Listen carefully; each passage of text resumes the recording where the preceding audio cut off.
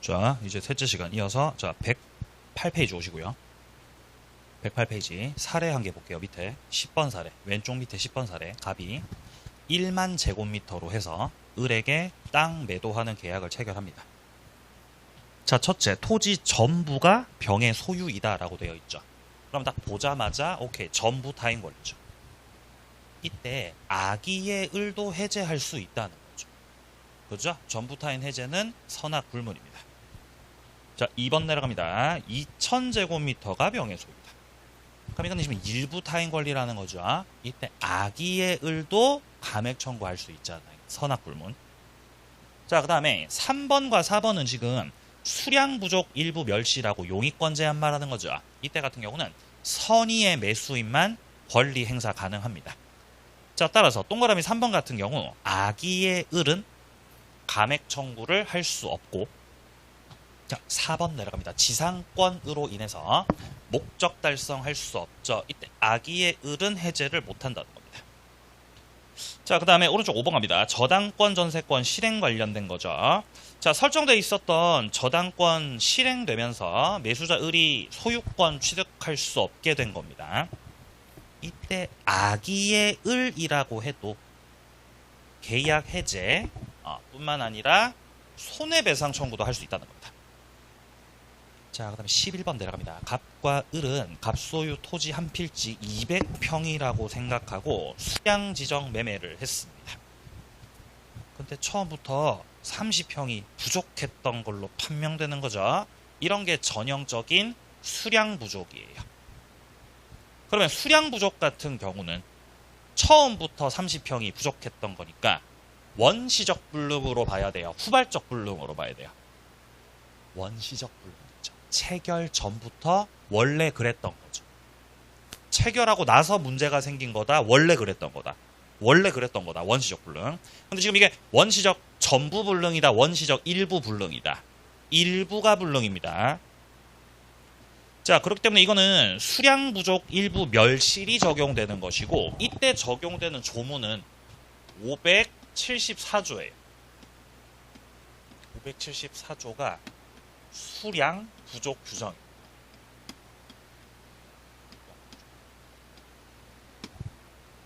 근데 지금 여기서 말하는 동그라미 1번에 계약 체결상 과실을 이유로 손해배상 청구, 이거는 535조를 말합니다. 535조에서 뭐를 규정하고 있냐? 계약 체결상의 과실 책임 규정을 말하는 겁니다. 지난주에 했었던 거 기억나세요? 실외 이익에 대해서 배상 청구하는. 네. 예. 자, 그래서 지금 요 사례 같은 경우는 574조가 적용되는 게 맞다는 겁니다. 이게 적용돼야 되는 거지.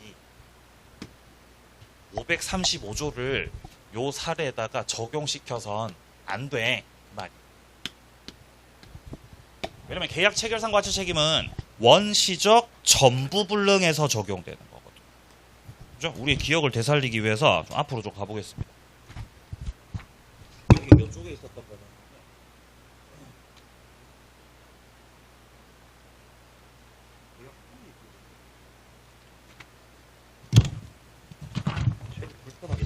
자, 88페이지에 있습니다. 88페이지.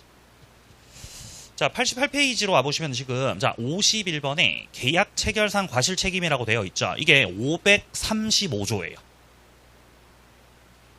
이 규정이 적용되는 경우는 지금 왼쪽 중간에 보시면은 원시적이면서도 전부가 다 불능일 때 요 내용이 적용되는 것입니다. 근데 지금 우리가 아까 전에 봤던 거 있죠. 자, 108페이지 돌아오세요. 108페이지에 11번 사례 같은 경우는 토지가 처음부터 다 없었던 거예요. 일부가 부족했던 거예요. 일부가 부족했던 거죠. 수량 부족이었던 거죠. 그러니까 원시적 일부 불능이라고요. 그러니까 여기다가 적용시켜야 되는 거는 574조를 적용시키는 게 맞는 거지, 이거 535조 이거 적용시키면은 안 된다 그 말입니다. 지금. 자, 그다음 내려갑니다. 12번 사례. 갑이 을로부터 토지 매수했고, 자, 그리고 건물 신축할 계획이었는데, 자, 둘째 줄입니다. 법령상 제한이 걸려서 건물을 신축할 수 없게 되었다. 자, 이러면 권리하자라고요, 물건하자라고요? 물건하자라고 말씀드렸고요. 자, 그리고 토지가 오염됐다는 거죠. 이것도 물건하자로 봐야 되는 거죠. 자, 동그라미 1번입니다. 이 물건하자로 인해서 목적 달성할 수 없다면은, 그쵸, 매수인은 계약을 해제할 수 있다. 자, 그리고 여기서 제척기간은 그 밑에 동그라미 2번 단락 6개월 내로 하는 거다. 자, 그리고 목적 달성 못하면은 해제만 할 수 있는 게 아니고요, 손해배상 청구도 추가적으로 할 수 있습니다. 다음 페이지. 자, 그 뒤로 이제 넘기셔가지고요.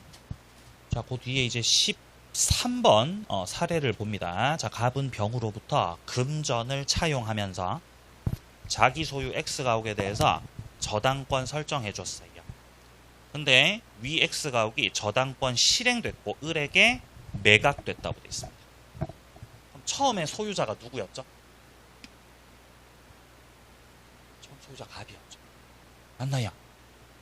그래서 지금 첫째 줄에 갑은 자기 소유 X가옥에 저당권 설정해줬다라는 문장이죠. 처음 소유자 갑이었고 여기에는 뭐가 설정돼 있었다? 저당권 설정이 지금 되는 거죠. 그런 문장. 자, 근데 이제 갑이 돈 못 갚으니까 이 저당권자가 뭡니까? 경매를 신청했다는 거죠. 왜 돈 안 갚냐? 자, 경매를 신청했고, 자, 경매 실행을 통해서 갑이 소유하고 있던 그 X 가옥이 자, 경매가 됐고, 경매를 통해서 을이 낙찰받았다는 거죠. 경락을 받은 상황. 그럼 을이 부동산을 경락받은 거잖아요. 이것도 공짜로 받은 거예요? 돈 주고 산 거예요? 돈 주고 산 거죠. 따라서 경매의 경우도. 자, 매매뿐만 아니라 경매에서도, 경매로 낙찰받은 경우에도 하자가 있습니다. 하자가 있으면은 이때도 담보 책임 적용된다는 거예요. 담보 책임 규정은 적용되고 책임을 물을 수 있다는 말이에요, 지금. 이런 걸 경매의 담보 책임이라고 합니다. 그러니까 매매에 국한되지 않는다는 거예요. 첫째, 경매에서 담보 책임을 추궁하는 사람은 낙찰받은 사람이겠죠. 적어도 경매가 유효인 걸 전제로 합니다.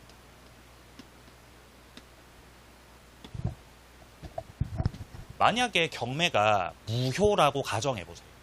경매가 만약에 무효가 돼버리면은 이 사람은 담보 책임으로 책임 물어야 돼요? 부동산 돌려주고 돈 돌려받아야 돼요? 에? 돌려주고 돈 돌려받겠죠. 그죠? 그 다음에 어떻게 해요? 다시 보지 말자. 그죠? 빠이빠이 한다는 거예요. 무효라면. 그러니까 담보 책임이 적용된다는 건 일단 어쨌든 경매가 유효인 걸 전제로 한다 이 말입니다. 전제로. 경매 유효 전제예요. 둘째, 경매에서는 그 하자가 권리 하자일 때만 담보 책임이 적용. 물건 하자는 안 된다. 왜냐면은 경매에서 물건 하자를 문제 삼기 시작하면 경매가 개판된다는 거예요. 어차피 경매 물건들은 오랜 기간 동안 방치돼 있던 것들이잖아요. 그럼 물건 하자가 있는 가능성이 더 많다는 거예요. 그러니까 물건 하자는 하지 말라는 거예요. 물건 하자 하지 마. 무슨 하자로 저기 하시라고요? 권리 하자로 하시라고요. 권리 하자. 앞에 지문한 게 있었으니까 그 지문 좀 보고 가겠습니다. 108페이지 가보세요. 108페이지. 자, 108페이지에서 지금 자, 왼쪽 위에 8번에 보시면은 경매의 담보 책임이라고 되어 있죠. 여기서 담보권 실행으로 행하여지는 경매에서 매수인은 물건 하자에 대해서는 담보 책임 묻지 못한다는 것이에요. 물건 하자는 안 돼. 그 말이죠. 무슨 하자만 가능해? 권리 하자만 가능하다는 거죠. 왜냐하면 경매가 기역으로 시작하잖아요. 경매가 기역으로 시작하죠. 그러니까 무슨 하자만? 권리 하자만 된다는 거죠. 물건 하자는 안 되죠. 물건 하자 왜 안 돼요? 미음이잖아요. 물건 하자는. 그래서 안 된다는 거예요. 권리 하자만 된다는 거죠. 권리 하자만. 네, 다시 사례로 돌아갑니다. 자, 세 번째입니다. 결국 여기서 경락인이 담보 책임을 추궁한다면은 그 담보 책임 추궁받는 대상은 그 전까지 부동산을 소유하고 있었던 사람이거든요. 그러면 여기서는 이 경매를 당했던 채무자 있죠. 경매를 당했던 채무자, 이 사람이 담보 책임 제도의 책임자가 되는 겁니다. 그래서 을은 경락 받았는데 뭐 예를 들어 뭐 수량 부족하거나 뭐 이를테면 뭐 전부가 남의 거여서 권리하자가 생길 수 있겠죠. 그럼 여기에 대해서 경매를 다 엎어버린다. 해제. 아니면 일부 타인 권리나 수량 부족에 해당된다면은 경우에 따라서는 감액 청구를 할 수도 있겠다라는 겁니다. 1차적으로는 채무자한테다가 책임을 묻게 됩니다. 근데 대부분의 이 경매에서는 경매당한 채무자가 자력이 없는 경우가 많아요. 개털이라 빈털털이 되셨다고. 그럼 갑을 붙잡고 해봤자 실익이 없지요. 그러면은 이 경우는 요 배당금 받아간 이 채권자, 자 배당금을 받아갔던 채권자를 상대로 해서 야 지금 갑이 개털이니까 네가 배당금 받아가고 그 배당금 내놓으라고. 또 돈 내놔. 배당금을 돌려달라고 반환 청구를 할 수 있는 거예요. 경매에서. 이건 2차적. 1차적으로 책임을 지는 사람은 채무자고요. 제가 자력 없으면은 2차적으로 채권자 쪽에서 담보 책임을 지게 된다라는 거죠. 자, 그래서 1차, 2차 이렇게 쪼개져 있다는 거. 쪼개져 있다. 요게 오케이 3번. 자, 추가적으로 4번입니다. 경매에서는 추가적으로 4번. 경매에서는 원칙적으로 경매에서는 손해배상 청구를 못해요.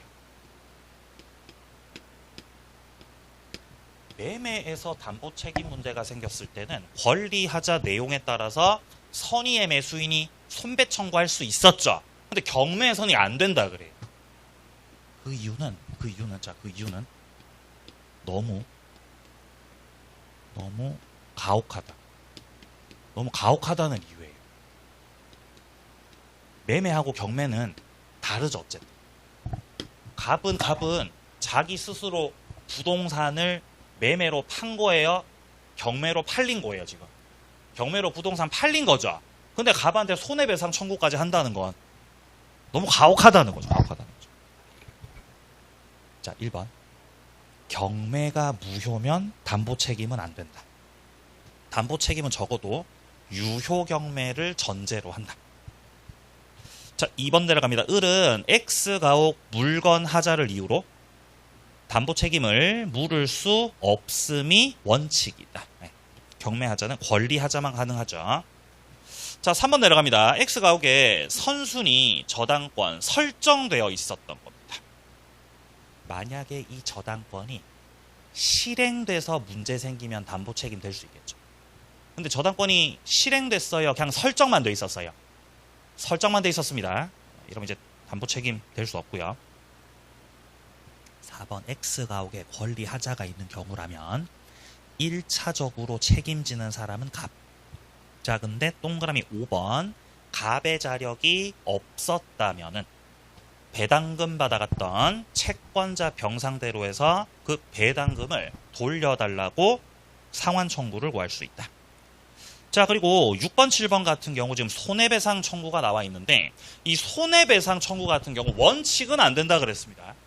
어떤 경우 손해배상 청구가 되느냐? 6번처럼 채무자 갑이 권리하자를 알면서도 이놈이 고지를 안 했다는 거죠. 그러면 넌 나쁜 놈이에요. 하자를 모르고 있었어요? 알고 있었는데도 숨겼어요? 알고 있었는데도 숨겼죠? 그럼 너 이제 손해배상도 당하시는 거죠. 이제. 나쁜 놈. 자, 7번 내려갑니다. 권리 흠결을 알고 있던 병이, 그러니까 채권자 병은 하자를 알면서도 뭐 나 몰라라 경매 신청했다는 거죠. 그럼 너 나쁜 놈이에요.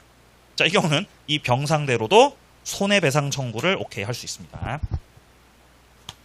자, 이까지 담보 책임 관련된 내용들 다 설명드렸고요. 이제 매매 파트 마지막 110페이지 환매로 갑니다.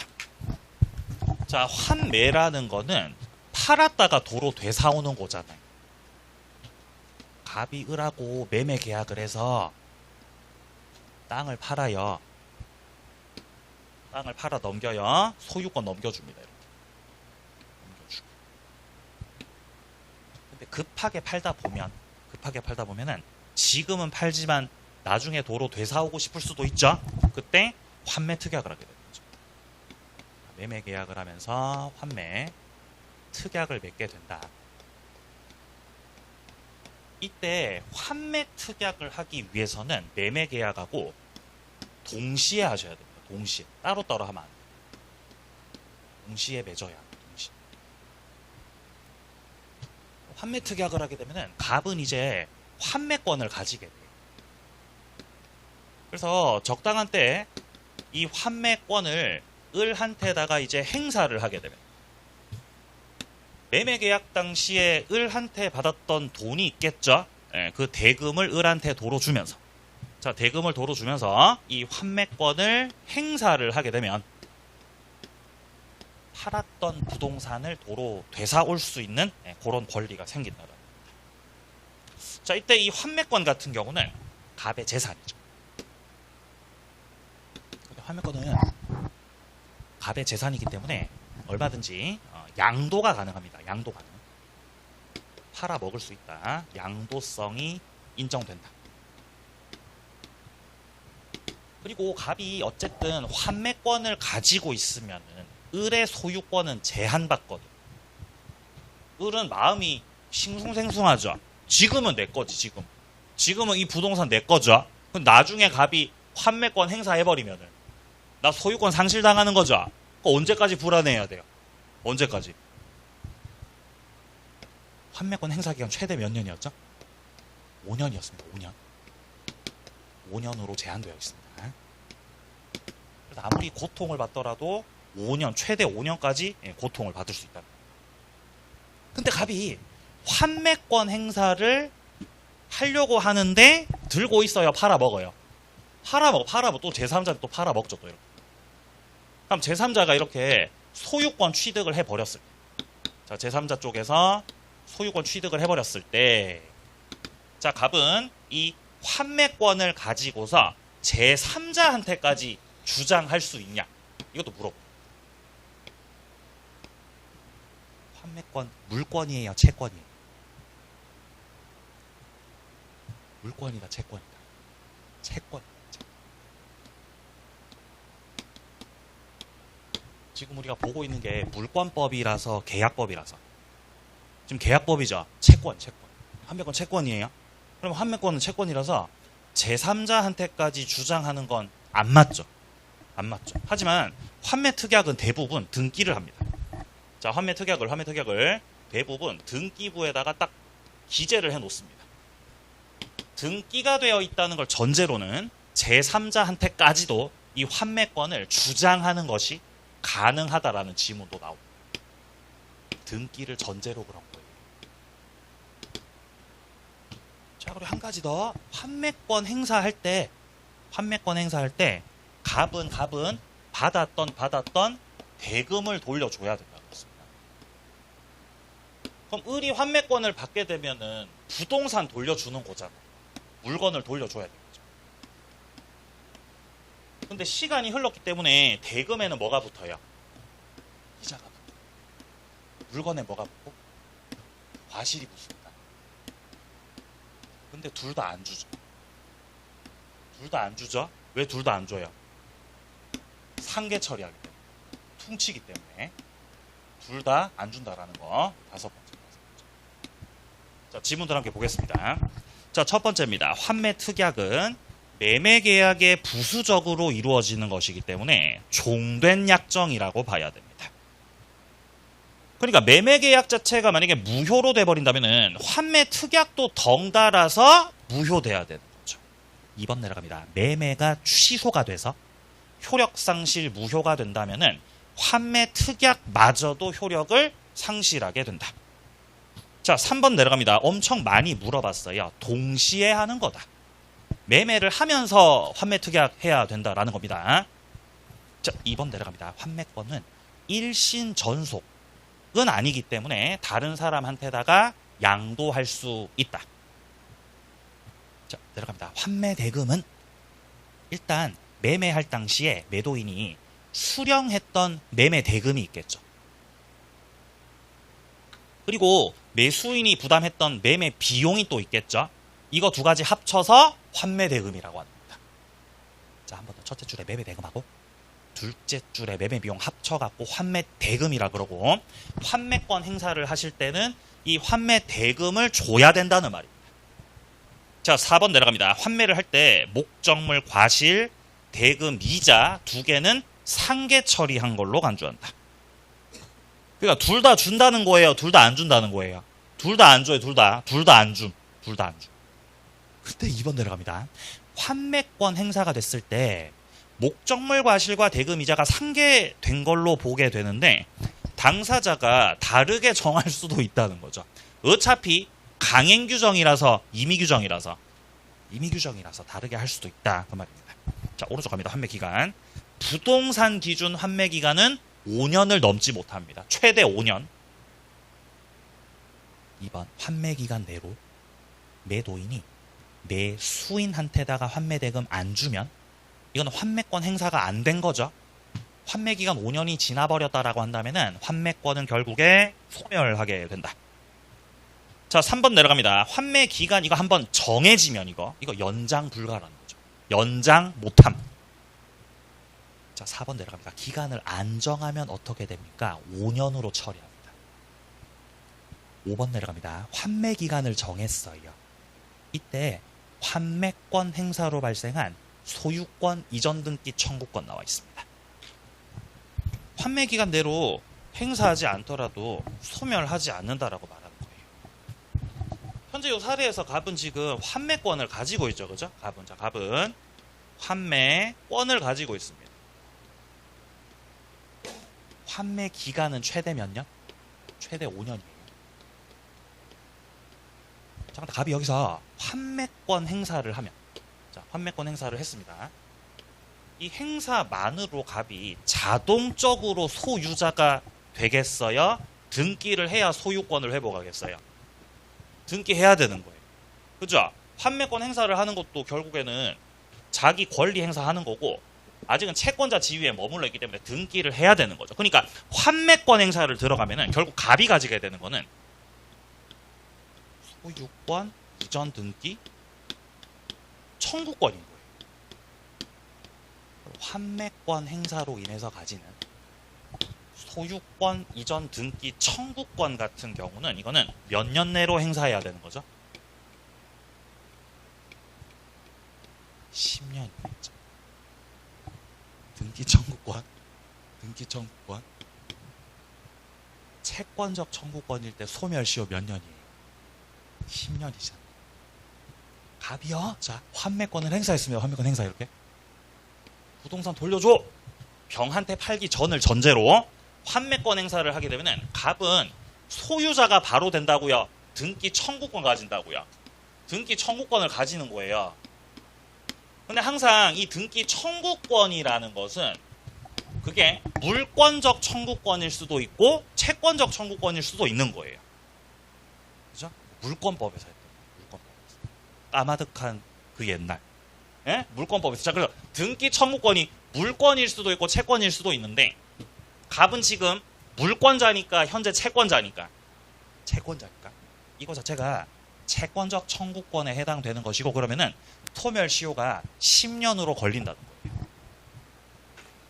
문장 다시 보세요. 첫째 줄에 환매권하고 그 환매권 행사로 인해 생기는 소유권 이전 등기 청구권은 다른 권리죠. 그러면 소유권 이전 등기 청구권은 5년 내로 행사해야 돼요? 10년 내로 행사하는 거예요? 10년 내라는 거예요. 근데 여기 문장은 지금 환매 기간 내, 둘째 줄에 환매 기간 내라는 건 5년을 말하는 거잖아요. 5년 내로 행사 안 하면은 없어지고 그런 거 아니라는 거죠. 10년입니다. 10년. 자, 6번 내려갑니다. 환매 특약 등기할 때는 부기 등기 형식으로 합니다. 부기 등기. 자, 2번 내려갑니다. 환매 특약은 등기가 있어야 제3자한테도 주장 가능하다는 거죠. 오케이. 자, 3번 내려갑니다. 환매 기간 내로 환매 의사 표시를 하게 되면은 둘째 줄, 그 내용에 등기를 해야 가압류 집행한 자한테다가 권리 취득을 주장할 수 있다. 여기서 둘째 줄 끝에 이 가압류 집행한 자 있죠? 얘가 제3자죠. 이 제3자한테다가 환매권 가지고 권리 취득 주장하고 싶죠? 등기가 돼 있어야 된다는 말입니다.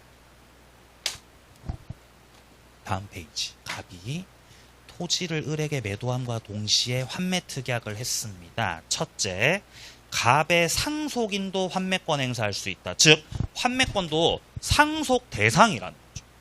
양도성이 있기 때문에 갑이 돌아가시면 상속인한테 권리가 넘어갑니다. 자, 2번 내려갑니다. 을에게 등기가 된 후에 환매특약 등기가 됐습니다. 자, 근데 특약 등기 전에 권리 취득한 제3자가 있죠. 제3자한테 대항할 수 있다고요? 대항할 수 없다고요? 대항할 수 없다는 거예요. 지금 등기돼 있다고요? 등기 안 돼 있다고요? 등기가 돼 있다고 안 돼 있다고 지금 문장에서. 에? 지금 좀 책이 달라요? 책이 같아요? 저랑? 에? 등기 돼 있어? 안 돼 있어 지금?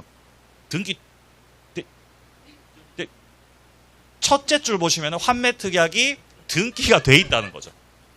등기 돼 있죠? 아니 특약이 등기 돼 있는데 지금 둘째 줄 보시면은 제3자한테 대항 못한다 그러거든요. 이게 무슨 말이냐면은 우리가 환매특약 등기 돼 있을 때 제3자한테 주장할 수 있다라는 거는요. 적어도 환매특약 등기가 시점상 먼저였고 그리고 나서 제3자가 권리 취득을 했던 요런 상황일 때 제3자한테 주장할 수 있음을 전제로 하는 거예요.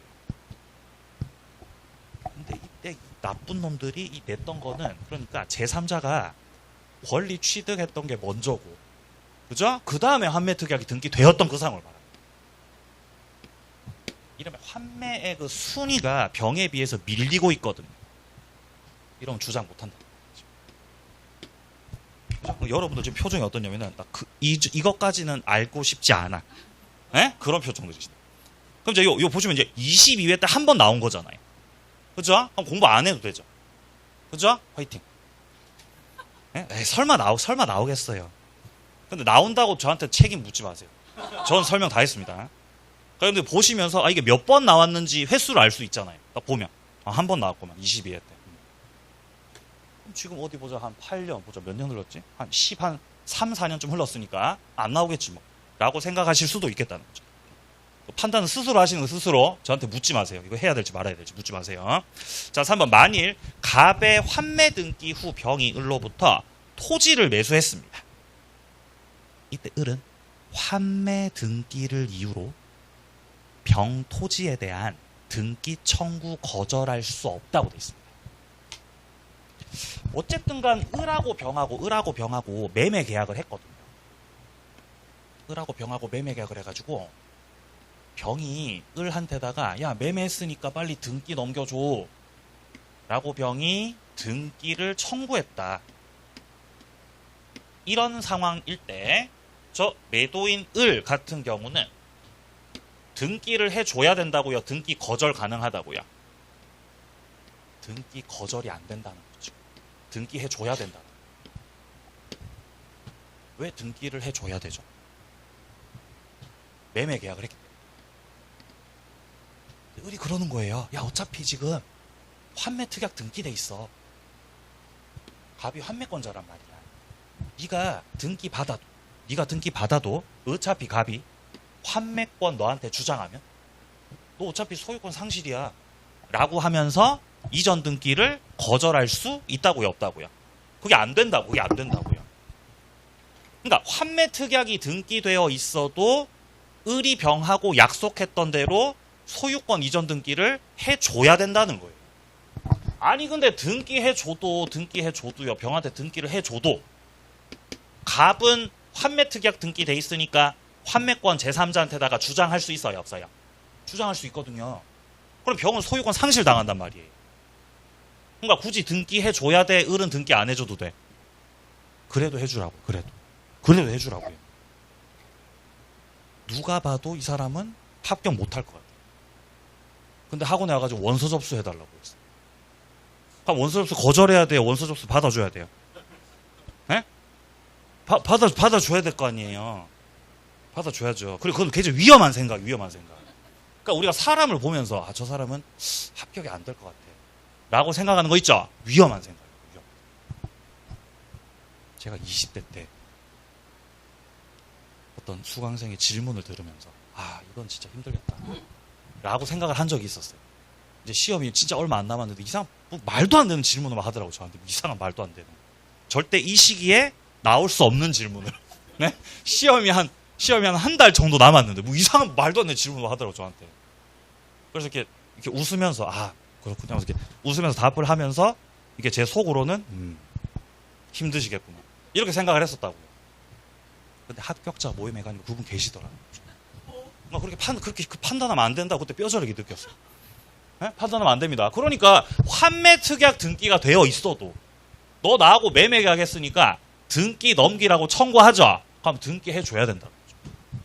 그죠? 네가 판단할 문제 아니죠. 네 마음대로 거절하지 말라는 거예요. 아니 근데 갑이 환매권 행사하면 너 빼앗긴다니까 라는 논리는 안 맞죠. 갑이 환매권 행사 안 할 수도 있거든.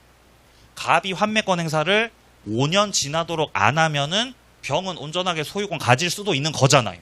그죠? 그러니까 환매 특약 등기가 이전 등기 거절의 핑계가 될 수 없다는 말입니다.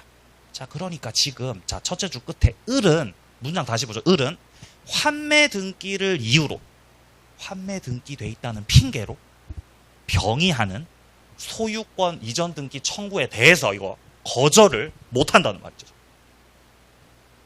자, 4번 내려갑니다. 만일 갑의 환매 등기 후 정이 토지의 을에 대한 채권 담보를 위해서 지금 저당권 설정했다는 거죠.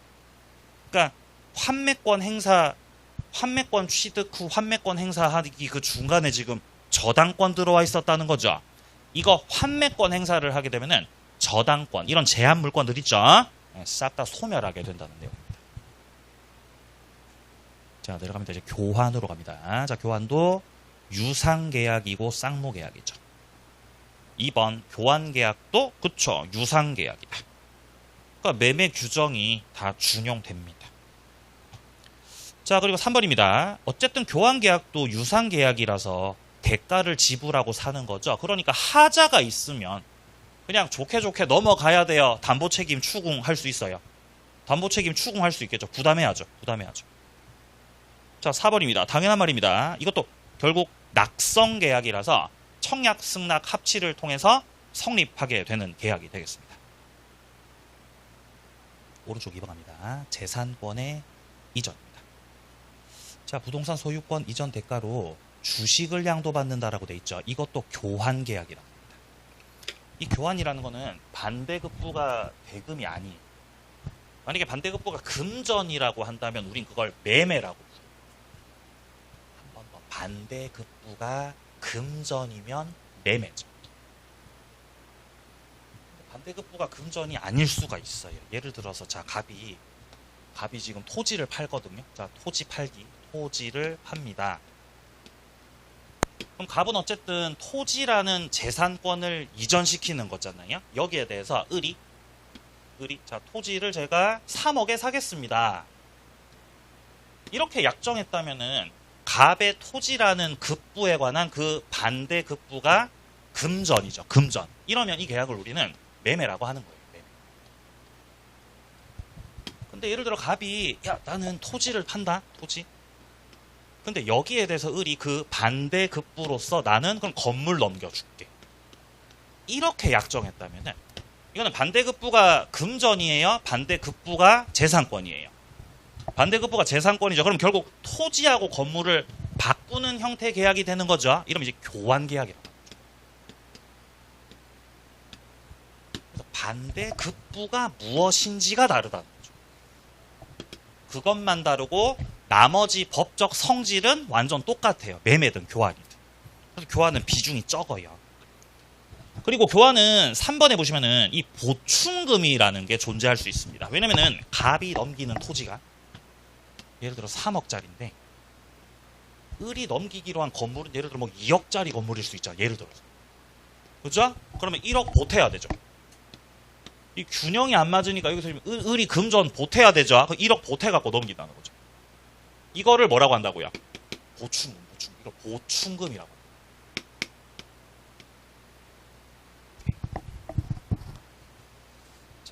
매매충금은 어쨌든 금전이기 때문에 여기에 대해서는 매매 대금 규정들을 준용시킵니다.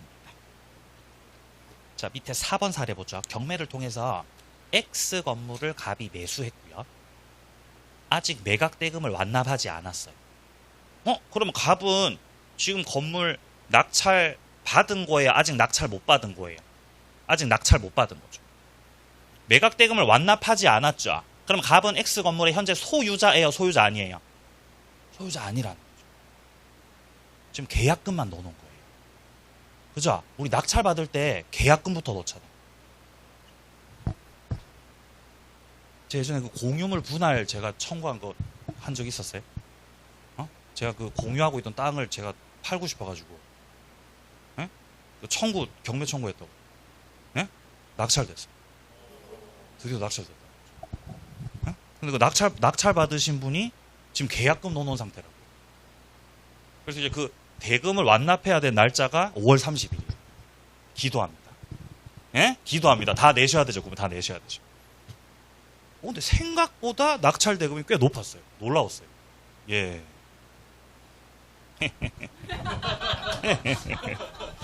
드디어 이 지옥에서 이제 벗어난다는 거죠. 지옥에서 이제 벗어난다, 이제. 예. 지금까지 들어간 돈이 더 많아요, 근데, 문제는. 자, 그래서 지금, 자, 어쨌든 이 사람이 지금, 자, 건물을 아직 다 온전하게 소유권 취득은 못한 상황입니다. 이때, 자, X 건물을, 자, 을이 가지고 있는 Y 임야하고, 오케이, 교환하기로 계약을 한 겁니다. 자, 일단 성질입니다. 갑과 을의 교환 계약은. 자, 합의가 됐기 때문에 일단 유효하게 성립하게 되고, 자, 교환 계약도 매매 계약과 마찬가지로 동그라미 2번 단락 당연히 불효식 계약입니다. 정해진 형식은 없다. 자, 3번 내려갑니다. 갑이 X 건물 소유권을 넘겨줄 수 없는 상황이에요. 이러면 이거는 뭐가 되냐? 전부 타인 권리가 됩니다. 목적물 소유권 가져와서 넘겨줘야 되는데 못 넘겨준다는 거죠. 이거 전부 타인 권리입니다. 그러면 선의의 을 권리 하자를 문제로 하여서 손해배상 청구할 수 있다는 문장입니다. 매매가 아니어도 이거 동일하게 적용된다는 내용입니다. 4번 내려갑니다. 매각 대금을 갑이 다 완납했는데 그러고 나서 갑이 또 대출받았었나 봐요. 근데 그 건물에 저당권 설정돼 있었다는 거죠. 근데 설정만 돼 있어요? 실행이 들어왔어요? 실행이 들어왔네. 그래서 을이 또 소유권 취득 못하게 됐죠. 이거 저당권 실행 말하는 거죠. 이거 권리하자 말하는 거죠. 이때 을은 당연히 계약 해제가 가능하다 이 말이에요. 이때 계약 해제 이거 선의만 되겠어요? 선의하기 불문이에요. 선악 불문이죠. 저당권 실행에서의 해제권 손배 청구는 선악 불문이거든요. 5번 내려갑니다. 매각 대금을 완납한 갑이 을에게 소유권 이전시켰습니다. 근데 뭐 예를 들어 하자가 있다면 여기에 대해서 담보 책임은 다 적용된다라는 문장입니다. 자, 교환은 뭐 요 정도 보겠습니다. 별로 비중 없고요. 다음 페이지 가셔가지고 자, 오른쪽 밑에 62번에 보시면은 이제 민법상 임대차가 나오고 있습니다. 자, 임대차 같은 경우는 자, 성질 첫 번째입니다. 임차권은 건물도 점유할 수 있고 토지도 점유할 수 있는 거죠. 그래서 임대차 같은 경우는 토지 임대차인 거예요? 건물 임대차인 거예요? 토지에 가능하다, 건물에 가능하다? 둘 다 가능하죠. 둘 다 가능하다. 2번. 임대인이 목적물 임대할 권한이 없다는 거죠.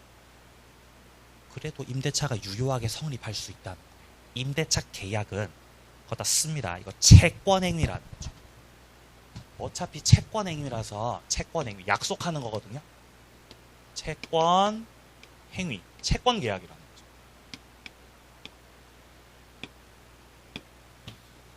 그래서 이 문장 많이 들어보셨죠. 타인의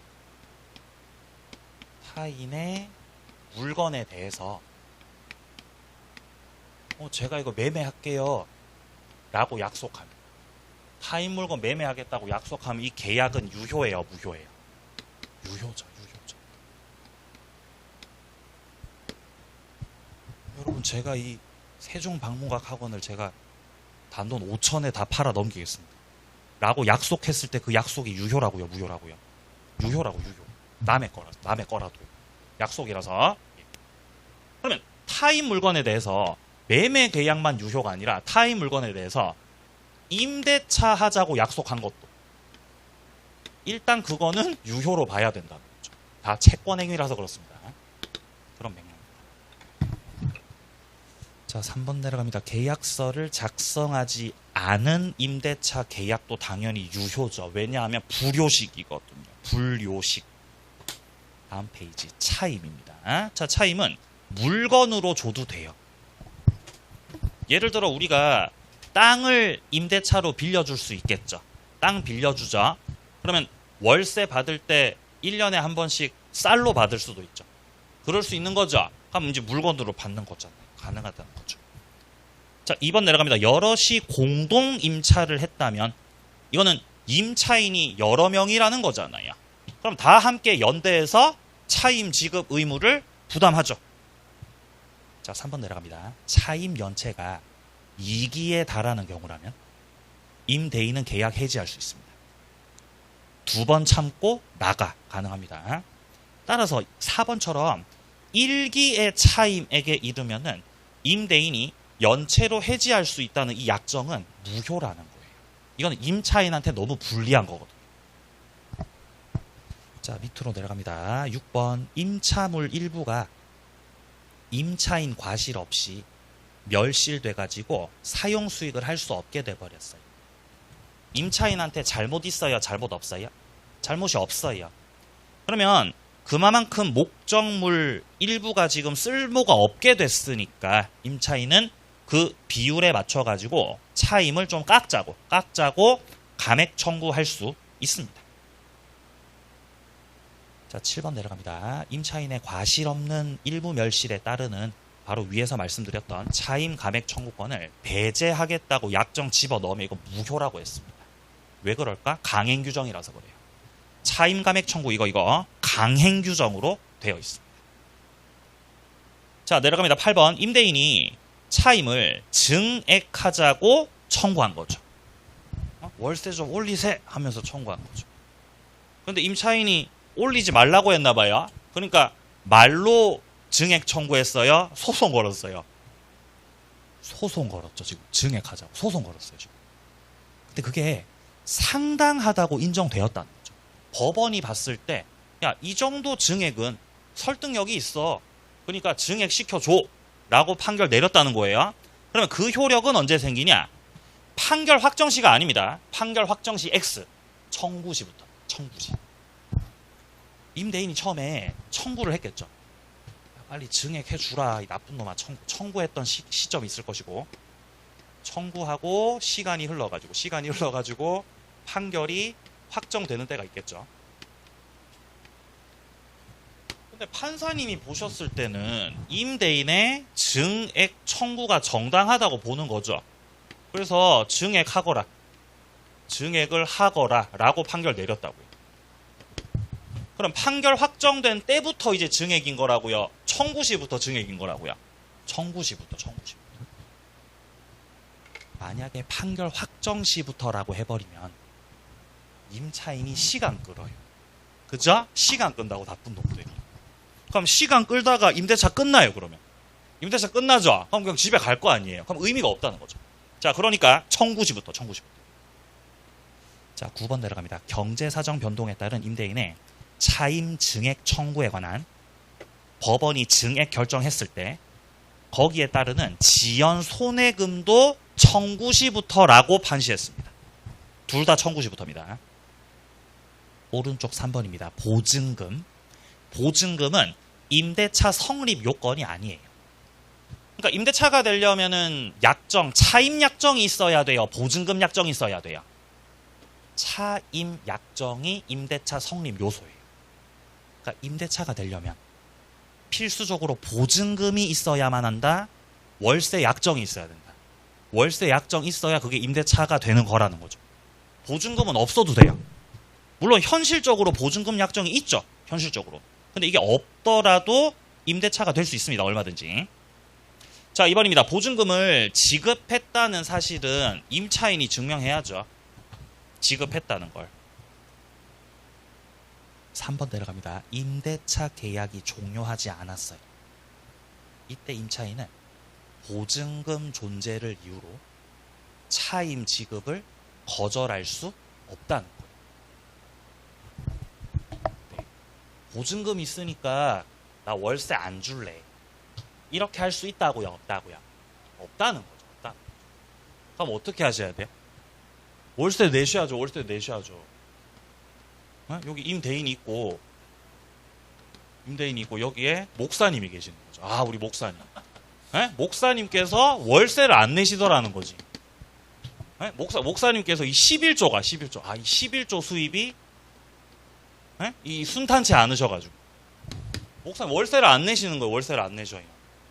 그럼 임대인 쪽에서 아, 목사님, 에? 목사님 보증금에서 공제하겠습니다. 라고 해도 돼, 안 돼? 해도 돼. 임대인이 보증금에서 까겠습니다, 선생님. 라고 하셔도 된다고요. 이해하세요?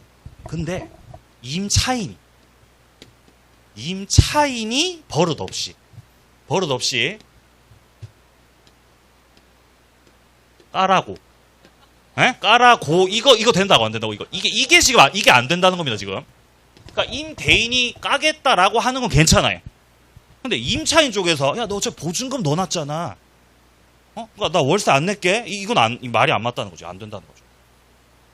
그러니까 이 상태가 이제 3번이 되면 3기 연체가 상가 기준 3기가 되면은 이제 나가세요라고 할 수 있다는 거죠. 나가세요. 당시 한 8개월 정도 안 내셨어요, 목사님께서. 8개월. 하지만 이제 우리 가족들은 나가라고 하지 않았습니다. 그냥 저 빼고 다 교회 다니시고, 제 가족들. 네? 저 빼고 다 교회 다니세요. 네? 그러니까 할렐루야라고요, 가족들이. 우리 가족들이. 저는 나가라고 하고 싶었어요, 목사님한테. 네? 싫으니까. 가족들의 반대로 그렇게 할 수 없었습니다. 자, 내려가겠습니다. 4번. 자, 동시이행의 항변입니다. 임대차가 종료되고, 자, 보증금이 반환되지 않고 있습니다.